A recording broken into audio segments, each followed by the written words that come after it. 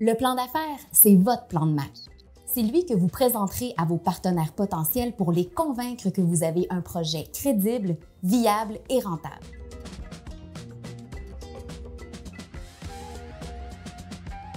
Élaborer votre plan d'affaires vous permettra d'entrevoir l'avenir, d'anticiper les imprévus et au final de prendre de meilleures décisions. Disons, en quelque sorte, qu'il s'agit d'un exercice pour valider que vous avez une bonne idée, le bon timing et que vous êtes le bon entrepreneur.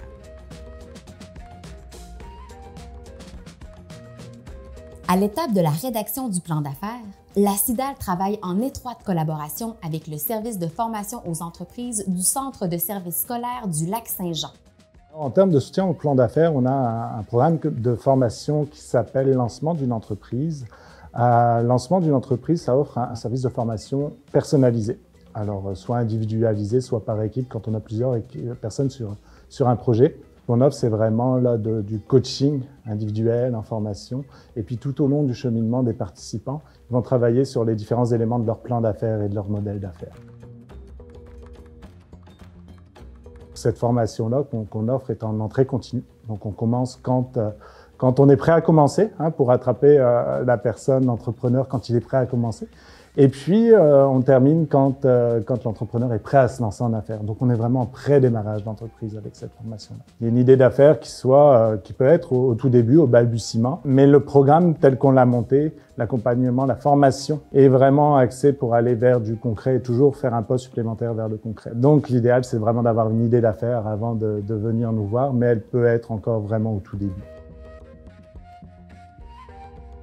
Alors, la durée de la formation est vraiment variable. On s'adapte à la fois à la personne, au rythme qu'elle est capable de donner dans cette formation-là, à ses horaires. On a des gens qui travaillent en même temps que leur formation, donc on offre aussi des horaires de soir et de fin de semaine.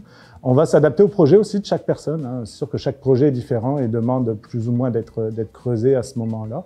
Je dirais que la formation en tant que telle dure au minimum une douzaine de semaines. Donc, on parle à peu près de 3 mois là, pour suivre son processus de prédémarrage. On a certaines personnes qui vont prendre un peu plus de temps, qui vont creuser un peu plus certaines choses, ou qui vont tout simplement décider d'y aller progressivement. Moi, je rencontre systématiquement là, les personnes qui viennent suivre leur formation ici. Et il y a toujours une étape où on s'interroge sur qui est la personne. Sans même parler du projet, qui est la personne, c'est quoi son projet de vie?